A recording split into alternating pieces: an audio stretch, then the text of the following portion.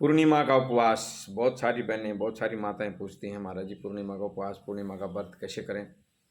मेरे को तो याद है, मैं छोटा सा यहाँ स्कूल में पढ़ता था, बगल में स्कूल है हमारे।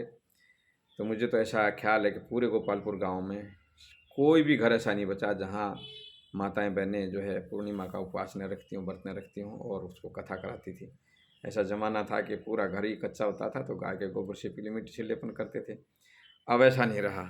अब तो ये है कि भाई थोड़ा सा जगह को पक्का ही है, उसमें कुछ जगह को हमें चिन्हित करके ना, कोई 1.25 गज इधर 1.25 गज इधर, ऐसे ऐसे उसमें गाय का गोबर, माने अच्छी गाय का गोबर और पीली मिट्टी, और उसमें गंगा जल मिला कर के लेपन करना चाहिए।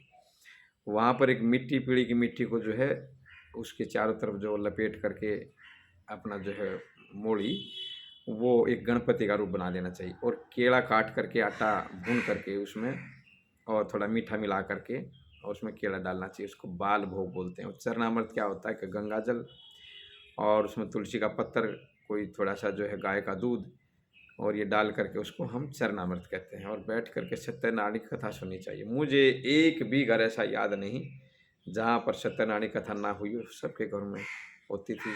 आज 10 घर में हो गया, अगले 10 दिन 10 जो है किसी और घरों में। इस तरह से सब पंडित जी भी कथा करते थे, हम भी कथा करते थे। तो कथा सबको एक संकल्प लेकर के करनी चाहिए। अब हम करते तो कुछ नहीं है और 50 तरह की बीमारियां बता देते हैं, हमारे घर में ये है, हमारे घर में वो है। नहीं, हमें बीमारियां बताने के बजाय उसका फल जो है, उसके उपाय ढूंढ लेने चाहिए। तो मैं जिन घरों में पक्का ही मैं गारंटी से देता हूँ, जिन घरों में शांति रहता है ना, बिना बात किसी को किसी का जो है बात नहीं मानता कोई, और हर बात में चिक चिक रहती है, सब कुछ ठीक ठाक होते हुए भी, तो ये संकल्प लो, 12 पूर्णिमाओं का उपवास रखो आप और कथा करो घर में। उपवास से नहीं, भगवान विष्णु का फोटो रखो, उनके सामने जो दुर्वा इत्यादि, केले का फल, ये इस तरह से रखो जो भी उसमें सामग्री लिखी हुई है, और आसपास पड़ोस को बुला करके कथा करनी चाहिए और सबको प्रसाद बाल भोग देना चाहिए, हाथ जोड़ना चाहिए।